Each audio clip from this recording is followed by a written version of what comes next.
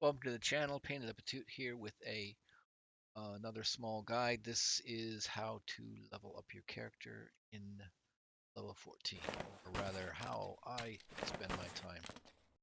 So, in order to level up your character, you need two things. One is money, and the other is XP. And one of the best ways to actually get XP is to complete tasks. So, if I go to the traders, each vendor has tasks or quests that they give you. You can see here that it is 1,800 points for completing it. It would take you a really good raid going in and killing lots of scavs and maybe a couple of players to get that many points. And that's just minor. Um, so Aquarius, 3,400 points, 4,500 points. So the various tasks give you more um, points. So um, what you need to do then is to spend your time trying to complete tasks. Now, the one thing you have to be careful of, though, is let's pull up the wiki here, or what I am trying to be careful of when I do quests, call them quests here, is to avoid dead end ones. So here's a chart that's in the wiki, and it has the quests from each uh, vendor, trader. So what I'm talking about dead end ones is stuff like this where it doesn't unlock something else. So I prefer to put my efforts into these ones which lead to subsequent tasks. So shootout picnic, for example, is killing 15 scavs on woods.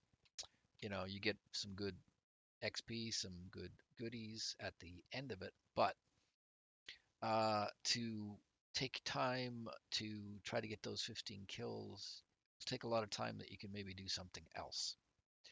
Now, there's enough other tasks in the game that will take you to woods that while you're doing those tasks, you can kill scavs and eventually hit the 15 that it's talking about. But because it's not a blocking task, it doesn't unlock something, I put those tasks off to the side. Okay. So then the other thing you can do along the line of tasks is combine things. So here I have eliminate scavs on customs. I also have eliminate scavs here. This is a daily task. Again, 5 out of 10. So I can combo those two together. And then I have this, which is also a customs task. So I'll go and try to do this task, and because of that, it will allow me to contribute towards this and this task. So that's what I try to do is team up with tasks or combine tasks. Um, Really, even any of the tasks, this one here about scavs on any location, I could go do this task and just kill some scavs. But I look to combine as many tasks together, quests together, in order to get sort of the maximum benefit in that potentially you can complete 2 or 3 tasks in one shot. So that's what I do with tasks. So tasks are important um, to ramping your character up as you get XP. Um, Always check and see that there's no negative impacts on doing a task, because you do have to worry about how your rep is going to be enhanced. So here, therapist goes up, Jaeger goes up. There's no negative there, but sometimes you'll see in red, Jaeger would be in red, which means it'll decrease his um, rep with you. So that is XP. So the other thing you can do for XP is the longer you stay in the raid, the more XP you'll get. The more scavs you kill, um, the more XP you get. There's another thing you can get looting and exploring or searching XP. So if you come to a jacket or a box or something like that, once you open it, then you'll get some searching XP. And then when you find items in that box, always transfer them over to your character, even if you subsequently are going to drop them or don't really want them, you want to leave them in the box, but you'll get searching XP and you'll get looting XP when you move them into your character. So I always, when I'm in the game and um, I go into a bag or something, I always transfer stuff from the bag or box or whatever into my character and then either discard it or transfer it back, because that will give you the maximum XP points. So surviving a raid gives you big XP points. Kills, either scavs or PMCs, give you good XP points. You can get XP points searching, you can get XP points looting. Um, so those are, and then tasks, of course, help you out. So those are the items to consider about for when you're doing tasks to help level you up. Okay, the other thing I talked about was money. So I left that to last because it's a little bit more difficult. Um, because really, you start making your money in the game when you get the flea market access at level 15. Before that, you can't manipulate the market just as much. But the one thing I would say is on when you're playing as your character, always take in a backpack. And when you leave, always leave with um, all your space filled if possible. Even if you don't really know what the part is or something like that, you can always sell it for some money. Um, so the other thing then is to remember is on your tactical rig. If you have magazines, you always have to leave space to be able to reload.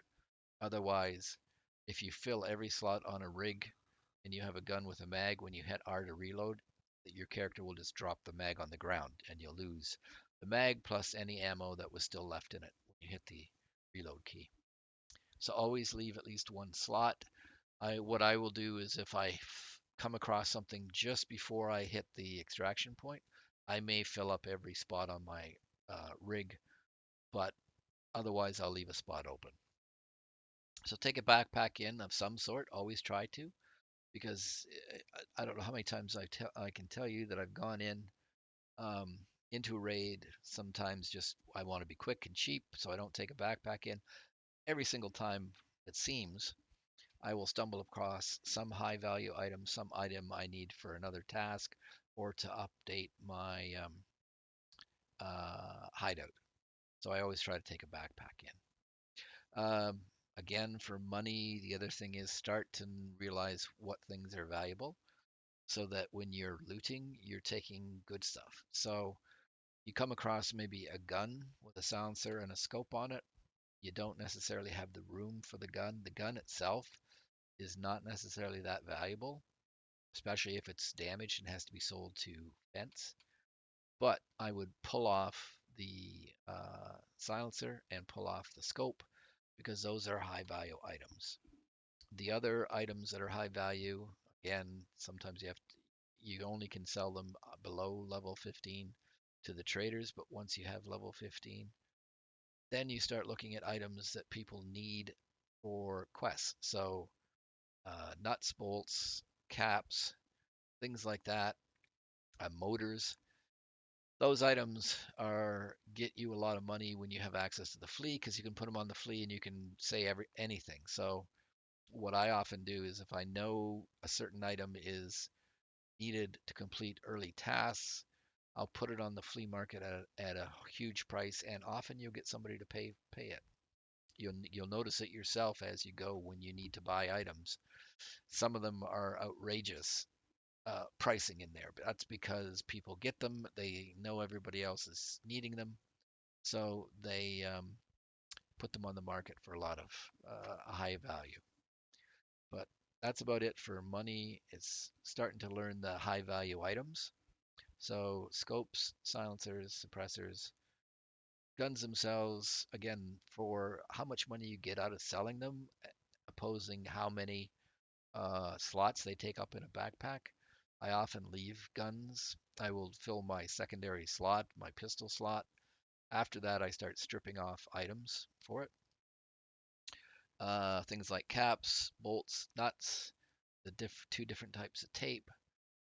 Those are all items that you need for your hideout. So again, they won't sell for very much now, but they will sell for a lot once you get access to the flea because people need them.